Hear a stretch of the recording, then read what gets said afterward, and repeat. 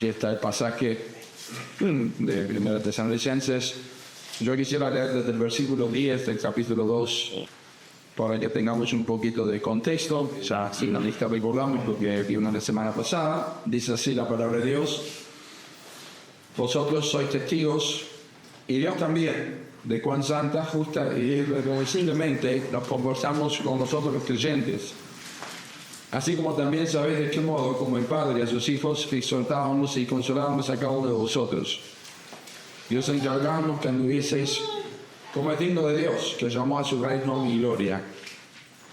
Por lo cual, también nosotros, sin cesar, damos gracias a Dios de que cuando recibisteis la palabra de Dios que oísteis de nosotros, la recibisteis no como palabra de hombres, sino según es, en verdad, la palabra de Dios, la cual actúa en vosotros los creyentes. Porque vosotros, hermanos, vinisteis a ser imitadores de las iglesias de Dios en Cristo Jesús que están en Judea, pues habéis padecido de los de vuestra propia nación las mismas cosas que ellas padecieron de los judíos, los cuales mataron al Señor Jesús y a sus propios profetas, y a nosotros nos expulsaron, y no agradan a Dios, y se oponen a todos los hombres, impidiéndonos hablar a los gentiles para que estos se salven. Así colman ellos siempre, en la medida de sus pecados, por vino sobre ellos la ira hasta el extremo. Dios bendiga su palabra.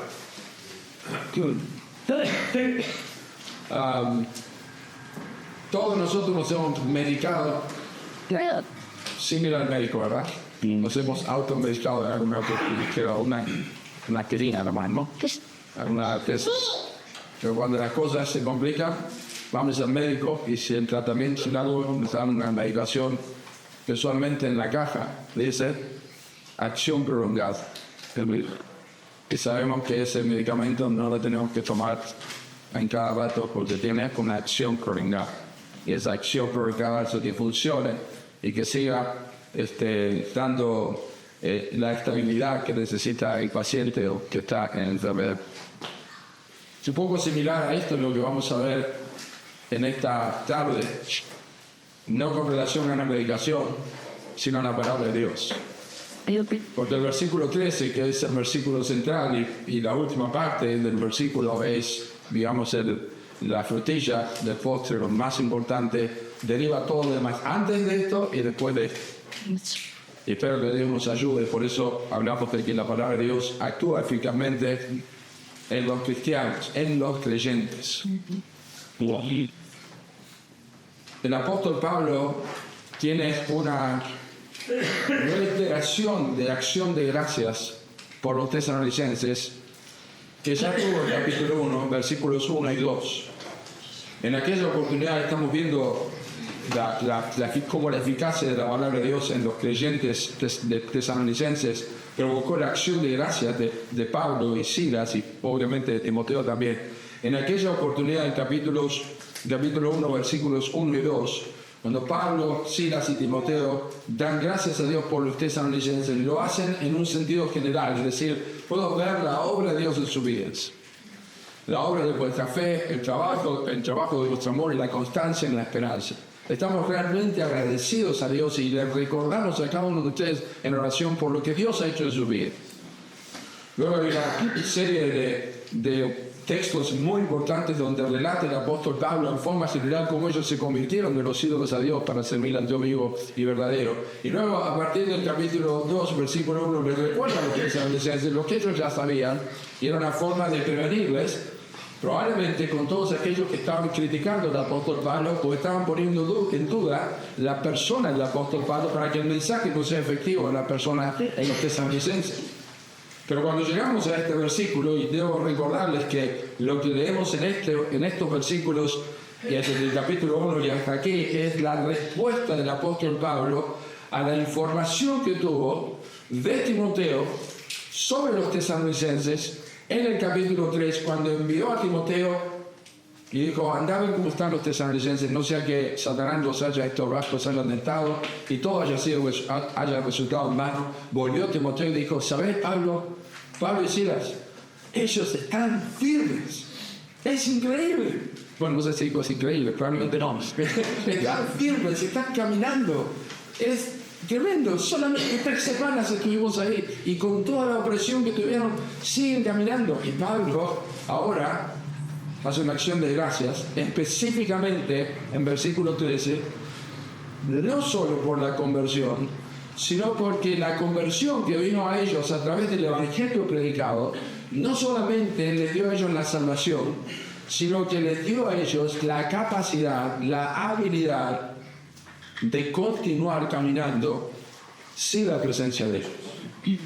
No es que no había ningún tipo de líder en la iglesia en esas 3 semanas, porque lo sabemos por el final de la carta, que había personas que estaban enseñando allí. Pero es increíble el crecimiento, 3 semanas, lo que pasó allí. ¿Cómo Dios obró en ellos hasta que Pablo pudo escribirles la carta a ellos? Y obviamente había pasado un poquito más de 3 semanas cuando escribió la carta, pero solamente 3 semanas había estado con ellos. Y Pablo da gracias por esto. ¿Y saben por qué?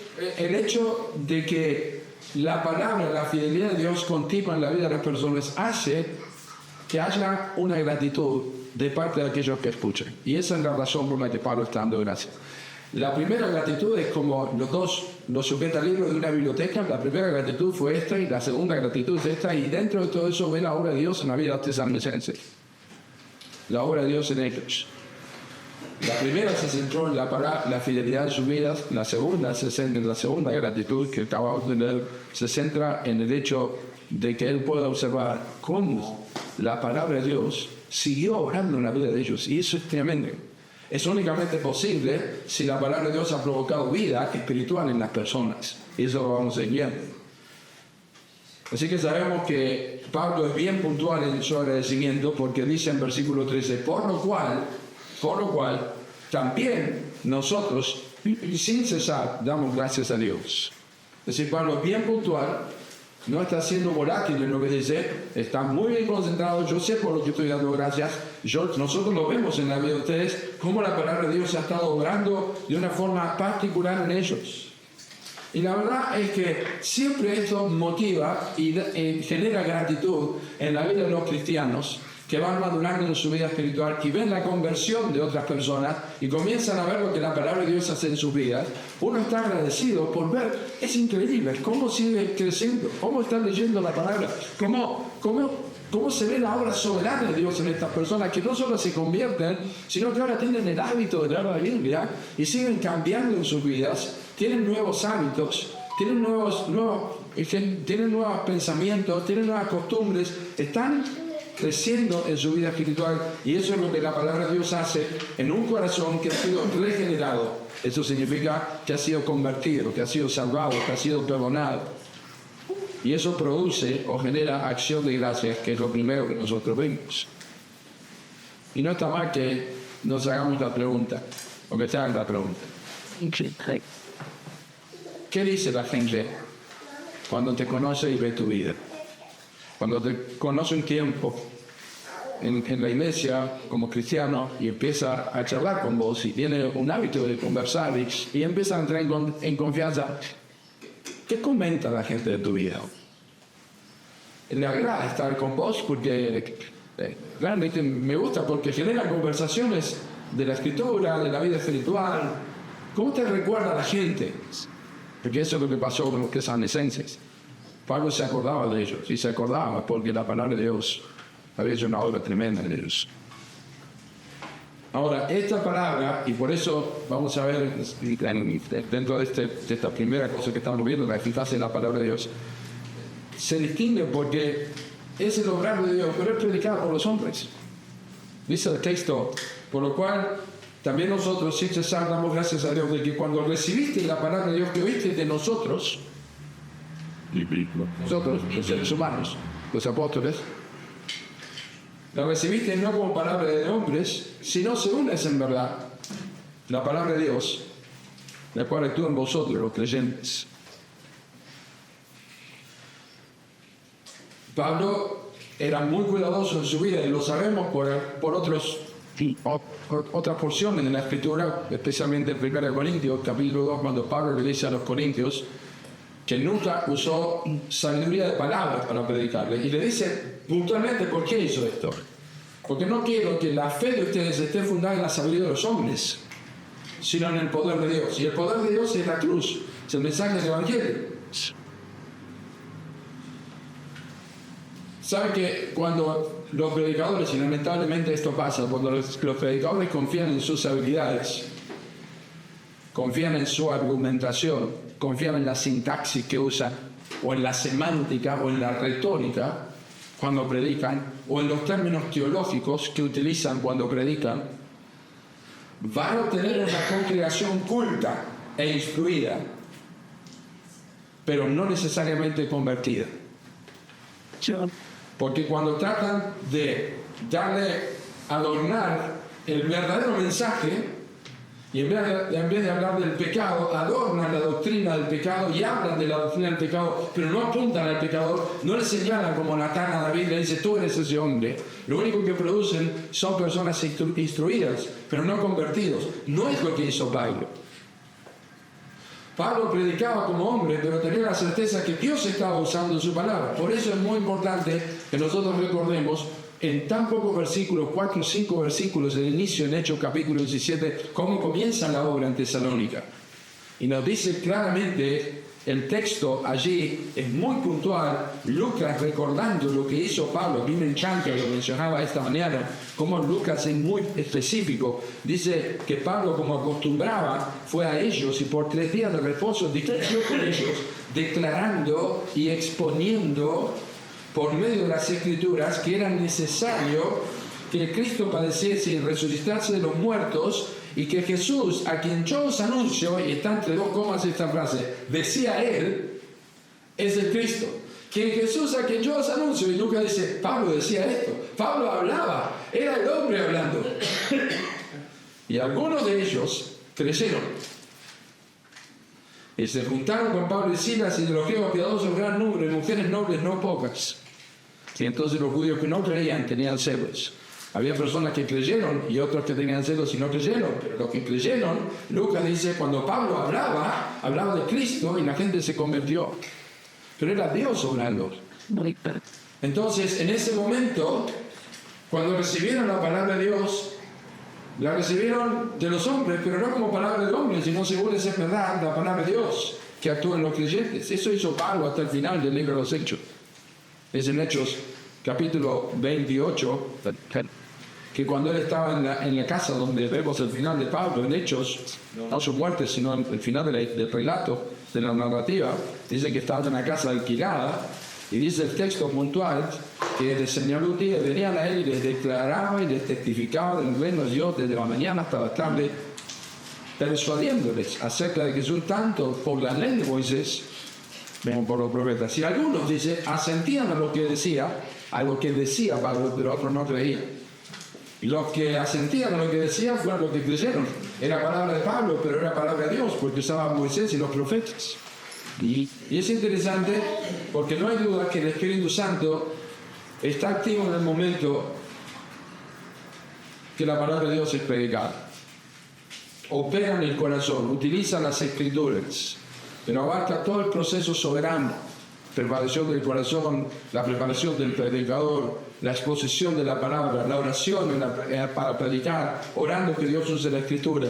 Y fíjense en el texto, en nuestra versión Reina Valera utiliza 2 veces la palabra recibir. Cuando recibiste la palabra de Dios, que hoy en nosotros la recibiste y no como palabra de hombre. La Biblia de las Américas, acá tiene 2 palabras: recibir y aceptar. Porque esa es la idea. La primera palabra, recibir, es como Mateo 1:21, cuando el ángel le dijo a José que no tuviera problemas en recibir a María, su mujer, que le diera entrada, que no la rechazara. Pero la segunda palabra es la palabra aceptar. Es decir, yo puedo recibir a un vendedor, pero puedo no aceptar lo que me está diciendo. Por eso no hicieron lo que tesalonicenses. Recibieron a Pablo y aceptaron lo que Pablo les estaba diciendo. Y cuando eso ocurrió, dice Pablo, no fue por obra de los hombres, fue la obra del Espíritu Santo, fue la obra de Dios. Por eso es tan importante que los pastores prediquen la Escritura, que prediquen la palabra de Dios. ¿Por qué? Pablo dice en 1 Corintios 15, yo les he enseñado en 1 Corintios 11, les he enseñado lo que también he recibido, que el Señor Jesús, habiendo tomado pan, lo partió, etcétera, etcétera. Y a los Gálatas les dice algo similar en Gálatas capítulo 1. Esto tiene que ver con la inspiración de las Escrituras. Mas os hago saber, hermanos, que el Evangelio anunciado por mí no es según hombre, pues yo ni lo recibí, ni lo aprendí de hombre alguno, sino por revelación de Jesucristo. Pablo predicó por revelación de Jesucristo y lo que recibió lo compartió. Eso es lo que nos enseña indirectamente que la Biblia es inspirada por Dios. Toda la Escritura es inspirada por Dios y útil para redarguir, para corregir, para instruir en justicia.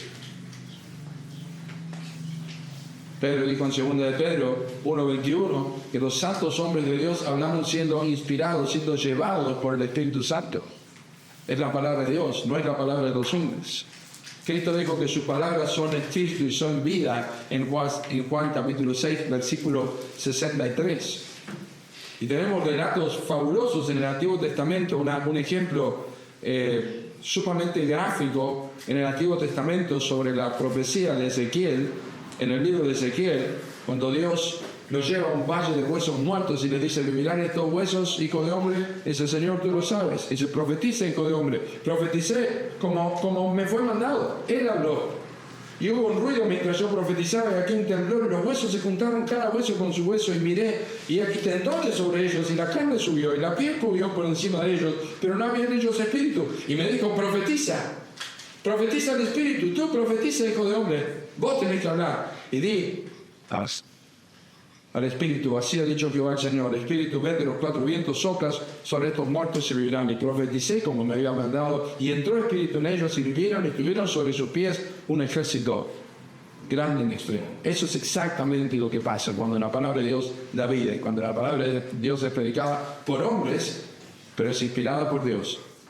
Pablo habló cosas que fueran inspiradas por Dios. Los pastores no hacemos eso, nadie lo hace más desde que el libro de Apocalipsis se terminó. Pero los pastores y los predicadores utilizan la Biblia inspirada, la palabra de Dios inspirada, y por eso tienen que estudiarla y tienen que entender el contexto y tienen que saber lo que significa el pasaje, porque Dios dice en Santiago 1, capítulo 1, versículo 18, que Él nos hizo renacer por la palabra de verdad para que seamos primicia de su criatura.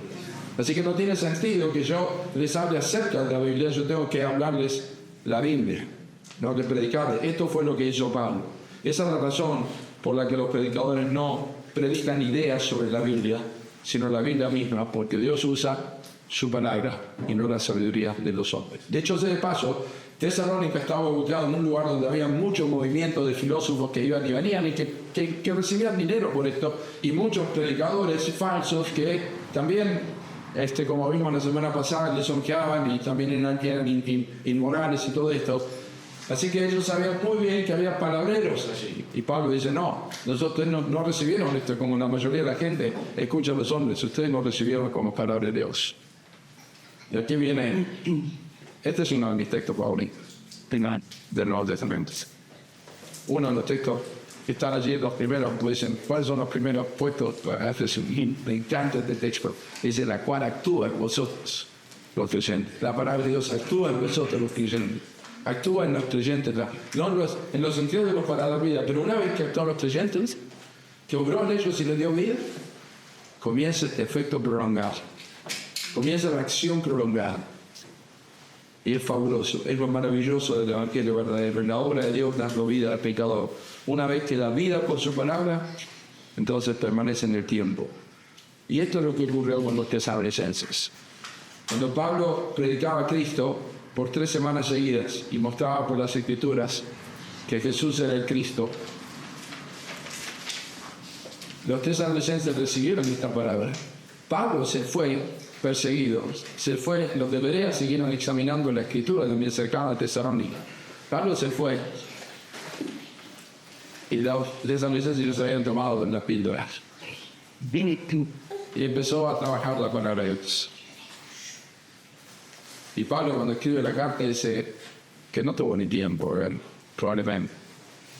no sé cuánto, pero cuando escribe la carta dice, ustedes dejaron los ídolos para servir al Dios vivo, ¿verdad? Dice, ¿quién les enseñó? ¿Quién les dijo que eso estaba mal? ¿Quién les enseñó a amarse unos a otros? Las instrucciones que les dimos en poco tiempo, capítulo 4, pero ¿de dónde aprendieron todo esto? La palabra de Dios. Sí, ¿te acordás cuando nos mostraba esto? ¿Te acordás cuando mostraba lo otro? ¿Te acordás cuando te enseñaba esto?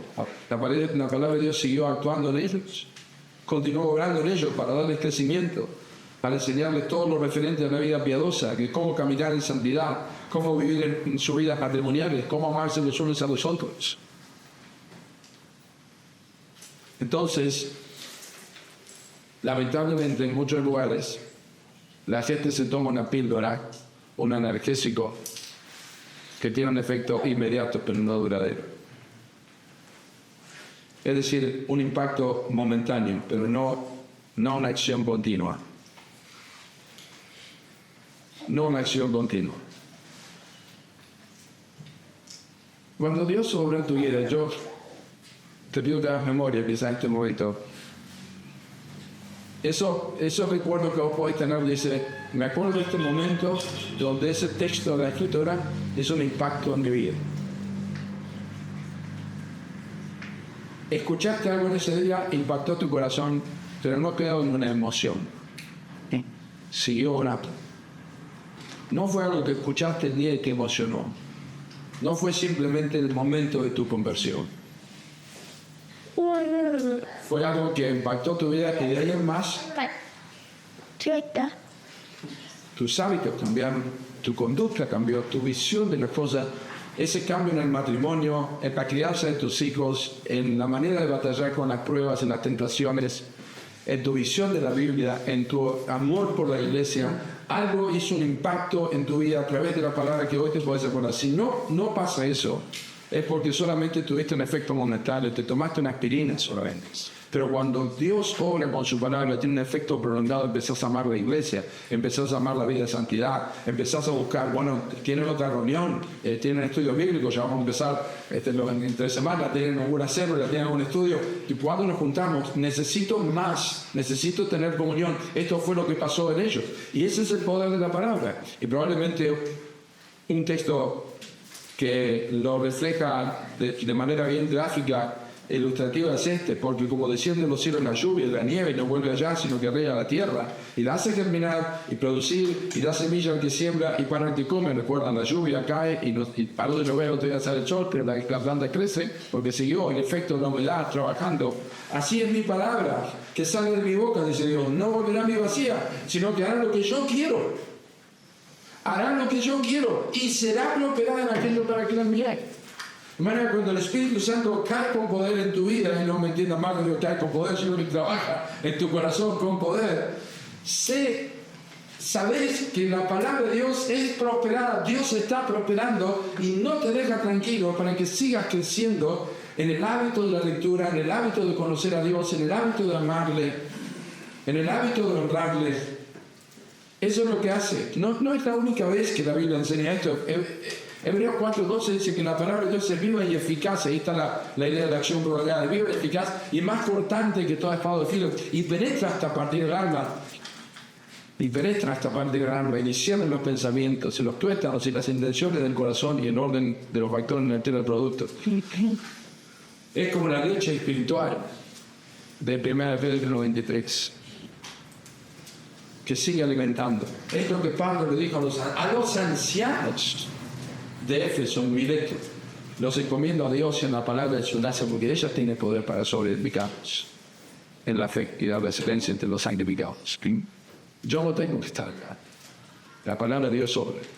Es lo que sabemos de Filipenses 1:6, el que comenzó en vosotros a buena obra, la perfeccionará hasta el día de Jesucristo. ¿Cómo lo hace? A través de la Biblia.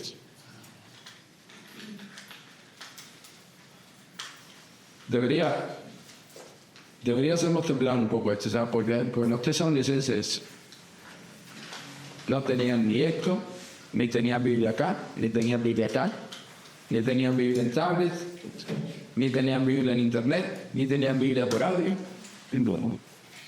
Nosotros sí tenemos muchas formas de aprender, muchas formas de aprender de la palabra de Dios, para que actúe en nosotros.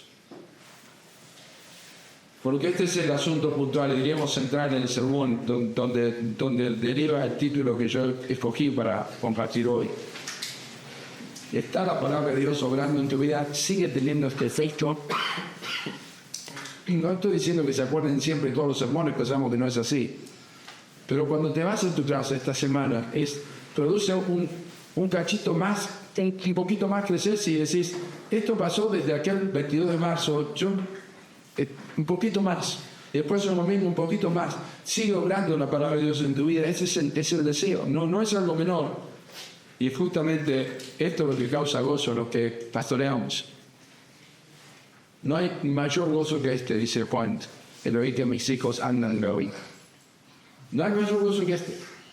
Un pastor no está esperando que todos los creyentes, que todos hagan algo, que todos tengan una actividad en la iglesia. Pero cuando ves a alguien que está en la escritura, que está creciendo en la palabra de Dios, que evangeliza, que busca a alguien para discipular, que realmente se edifica, eso causa gozo al pastor y a la iglesia. Cómo sostienen al creyente, cómo aman la palabra de Dios, porque es esa leche espiritual no adulterada, está allí todo el tiempo. Ahora, rápidamente, por decir algo, las evidencias de la palabra de Dios obrando en los creyentes están en el versículo 14. Entonces van a decir, bueno, vamos a usar tanto tiempo para nosotros, no, que el 13 es importante. Y si entendimos eso, vamos a entenderlo. Hay por lo menos dos evidencias de que la palabra de Dios, en este contexto de los tesalonicenses, obró en sus vidas y siguió obrando en ellos. Y creo que son aplicables a nosotros también. El primero es que los tesalonicenses, cuando recibieron la palabra de Dios en ellos, comenzaron a tener una imitación inmediata de la iglesia. Empezaron a imitar a la iglesia, dice el texto, porque vosotros, hermanos, venisteis a ser imitadores de las iglesias de Dios en Cristo Jesús. Mímetes, de mimo, es la palabra. Empezaron a imitar. Y esto es interesante porque en algunos lugares, han escuchado ustedes, te van a decir, porque él va a salir, te lavan el cerebro, ¿no? Te lavan el cerebro. Y son todos como soldaditos, hacen lo mismo. Bueno, eso pasa en otros lugares, no pasa en una iglesia verdadera. No hay nadie que lava el cerebro, lava la cabeza. Predica la palabra de Dios, la palabra de Dios obra, y lo que hace es que esas personas comienzan a imitar. Hay una evidencia, es una imitación orgánica, no programada, como en las sectas. Lo ves a todos vestidos igual, lo ves a todos caminando igual, lo ves a todos diciendo como loro, el mismo cassette, o cassette de antiguo, pero el mismo MP3, lo que sea, el mismo audio igual, y todos igual. Pero la verdadera imitación no es el resultado de un método. Los tesalonicenses imitaron la iglesia y es un patrón que se repite, porque lo que pasó en Tesalónica, dice Pablo, pasó en Antioquía, pasó en Jerusalén, pasó en toda la historia de la iglesia y debe pasar en nosotros hoy día. La persona que se convierte, la persona que se convierte y empieza a orar, la persona que se convierte y empieza a orar y empieza a leer la Biblia, se quiere bautizar, quiere ser parte de la iglesia, quiere ser miembro de la iglesia, quiere servir en la iglesia, quiere ayudar a otros, es un patrón que se repite, es orgánico. Eso pasó con los tesalonicenses. Tenemos que ser observadores. Porque cuando es un método, la gente aprende a decir hermano, hermana, aprende a cantar las canciones, aprende el lenguaje evangélico, aprende lo que se hace en el culto, pero no aprende de Cristo.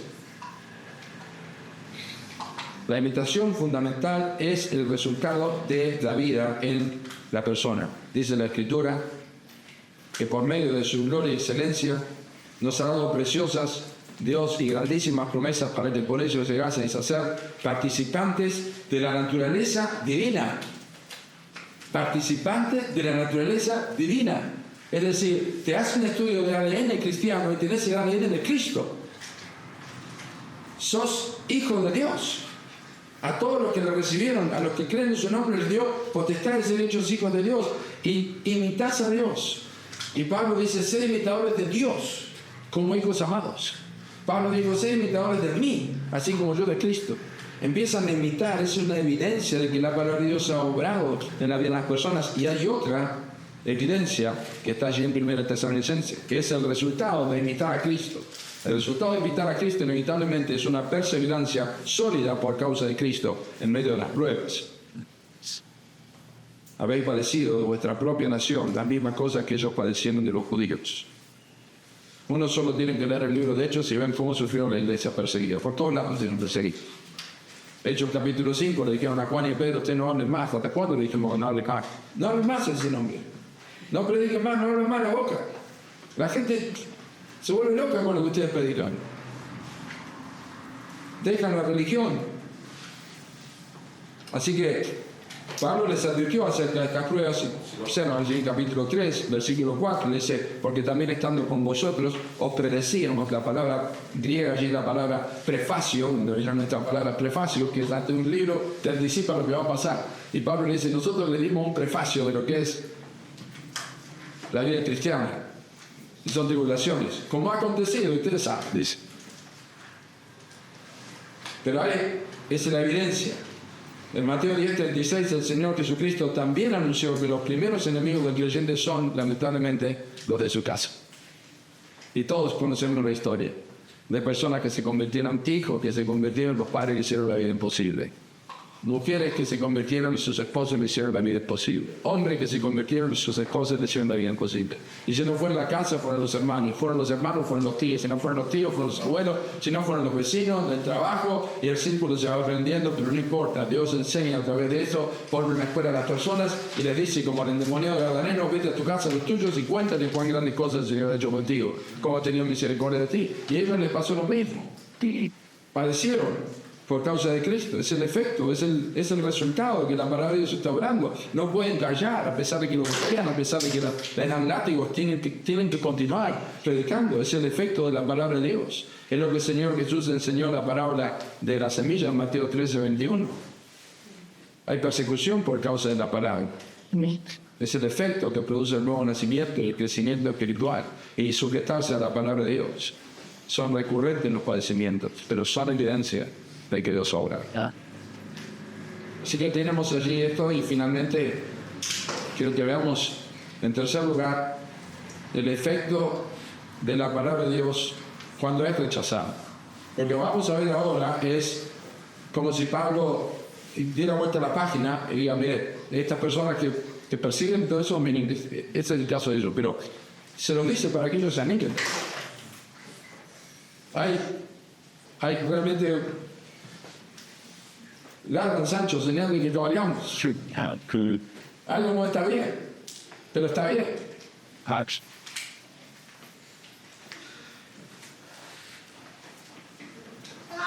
Cuatro cositas nada más.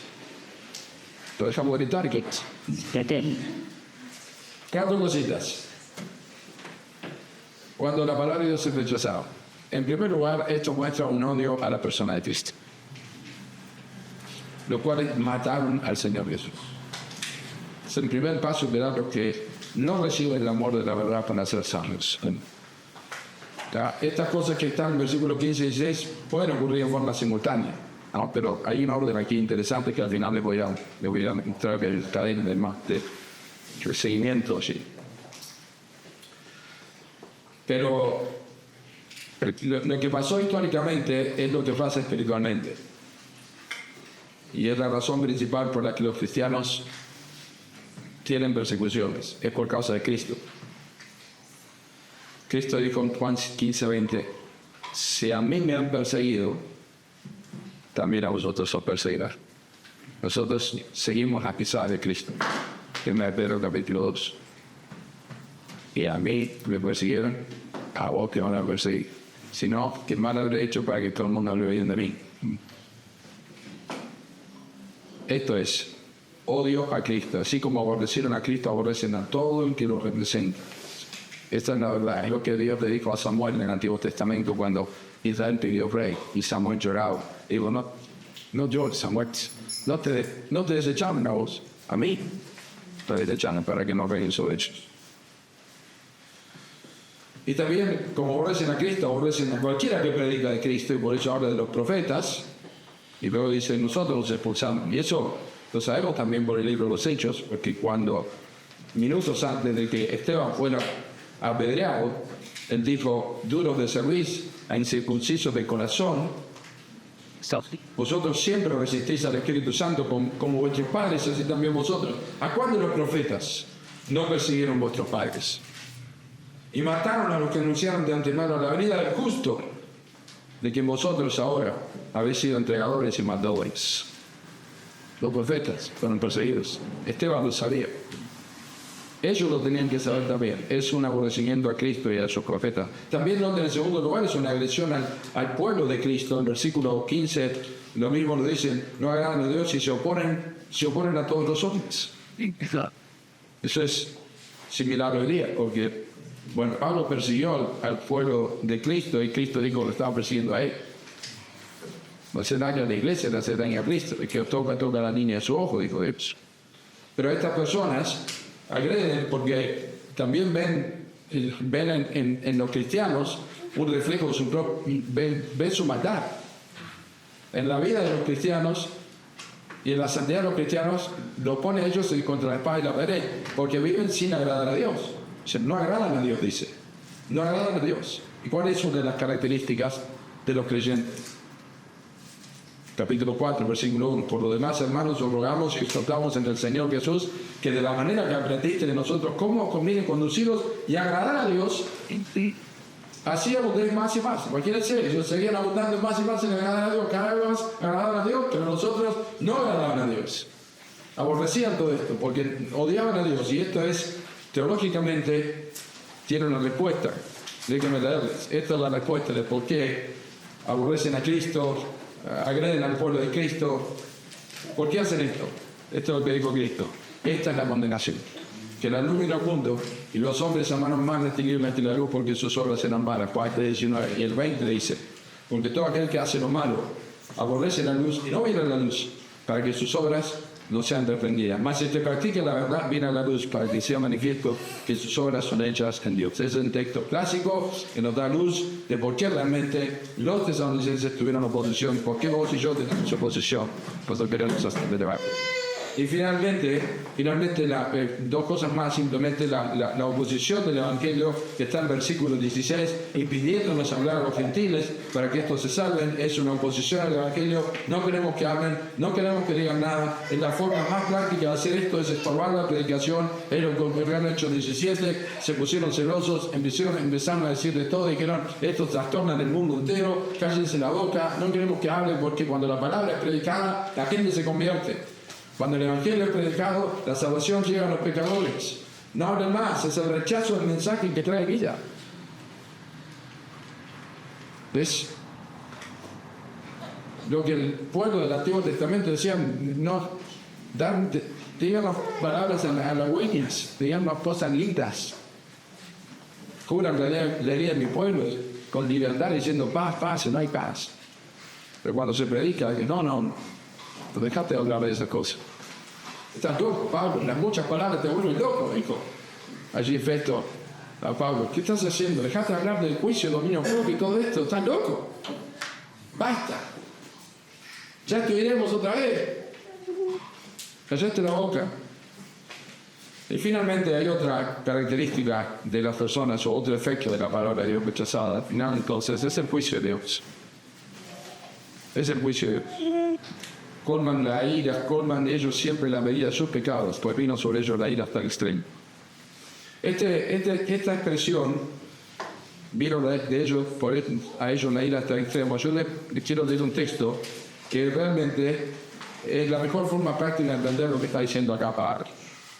Es Juan capítulo 3, versículo 36. El que cree en el Hijo de Dios tiene vida eterna, pero el que rehúsa creer en el Hijo no verá la vida, sino que la ira de Dios está sobre él. Pablo está diciendo: ellos colman la medida de su pecado. Realmente están bajo condenación. Están bajo condenación. El juicio va a llegar a cualquier, pero ya está el juicio, porque no han creído. Las personas que rechazan a Cristo, que rechazan la palabra de Dios, el juicio de Dios está en sus vidas. No se tarda. El juicio de Dios estaba sobre Sodoma y Gomorra, pero todavía, hasta que Lot salió de allí con su esposa y sus hijas, no vino, pero ya estaba determinado el juicio. No importa todo lo que intercediera Abraham, el juicio estaba sobre él. El diluvio, también el juicio estaba. 120 años Dios esperó, pero el juicio ya iba a venir igual. Entonces, quiero que observen, para terminar, cómo estos dos versículos finales muestran el efecto de la palabra de Dios rechazada. Presten atención, síganos con su vista. Primero comienza en el corazón, odio a Cristo. Continúa o se manifiesta en una acción, agresión al pueblo. Se extiende en propósito, se opone al Evangelio y termina en una consecuencia divina que es el juicio de Dios. Y para concluir, simplemente decirles que los efectos de la palabra de Dios en nuestros corazones, imitando a Cristo y a los creyentes fieles, deben verse, mostrando evidencias claras de su poder en nosotros, aún en medio de oposición y persecución. Deben verse las evidencias de que la palabra de Dios está hablando. La palabra de Dios tiene poder para edificarnos, para proveer gracia para nuestro diario vivir, para caminar agradando a Dios, para resistir la opresión, para demostrar que no seguimos métodos, sino que seguimos a Cristo y por eso somos parte de la iglesia, vivimos vidas piadosas como resultado de que Dios está morando en nosotros por su Espíritu. No seguimos métodos, no seguimos una religión, seguimos una persona que nos salvó. Cristo está en nosotros. No se puede dejar de decir lo que hemos visto y oído. Y eso es un cambio que hace la palabra de Dios.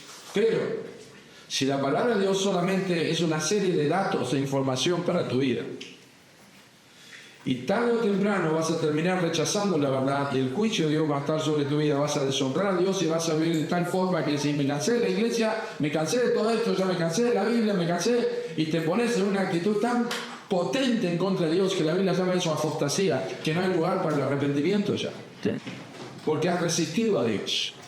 Va a llegar, si estás escuchando y seguís escuchando y seguís escuchando, pero no hay arrepentimiento, va a llegar el día en que el corazón va a quedar absolutamente endurecido y no hay forma de volverlo atrás. No lo digo yo, lo dice Dios en su palabra. Por eso, si oyeres hoy su voz, no endurezcáis vuestro corazón. Si escuchás hoy la voz de Dios, no endurezcas tu corazón, arrepentite de tus pecados, deja que la palabra de Dios penetre en tu alma, en tu corazón, que dé fruto a 30, a 60 y a 100 por uno, porque el único que te puede librar de la ira venidera es Jesucristo, porque Él cargó la ira de Dios sobre su propio cuerpo. La ira de Dios, Él propició que andamos hoy, fue propicio a Dios, agradó a Dios. El sacrificio de Cristo sobre su propia persona. Cristo recibió la ira de Dios. Si vos te corres debajo de Cristo, vos estás expuesto a la ira de Dios. Pero si te pones debajo de Cristo, Cristo ya recibió las iras. Y por eso confías en sus méritos, no en los tuyos. Y te puedes poner allí porque vas a recibir el dato. Te pones debajo de Cristo. Pero si te salís de ahí, la única expectativa es juicio y derrumbe de fuego, como dice el libro de Hebreos. Necesitas arrepentirte de tus pecados. Si no hay evidencia de la palabra de Dios obrando en tu vida, no te vayas de acá. Se trata de hablar conmigo si tienes confianza en mi esposa, si son mujer o alguna otra que tenga confianza en sí. Yo necesito arrepentirme, yo necesito que Cristo me transforme, yo necesito que la palabra obre en mi vida. Ayúdame. Hoy quiero ir a Cristo. Vamos a orar. Gracias te damos por tu palabra, Señor. Te bendecimos por el privilegio de escucharla, predicarla, enseñarla y saber que ella obra, Señor, y con una acción prolongada sigue obrando en nuestras vidas. Qué precioso es que necesitamos leerla, necesitamos crecer y necesitamos conocerte más. Es algo tan maravilloso ver cómo tú trabajas en nuestras vidas con la Escritura. Nos alientas, nos sostienes, nos exhortas. Nos entristece por nuestro pecado, nos animas cuando estamos decaídos. Es tu palabra la que hace esto, es poderosa. Por eso, el Salmo 119 es tan precioso. Es por medio de la Escritura que nosotros seguimos caminando contigo. Te pido por aquellos que no tienen esta seguridad, para que hoy sea el día de salvación, que haya perdón de pecados, arrepentimiento, para que la palabra de Dios siga actuando en el corazón. Oramos en el nombre de Cristo Jesús. Gracias.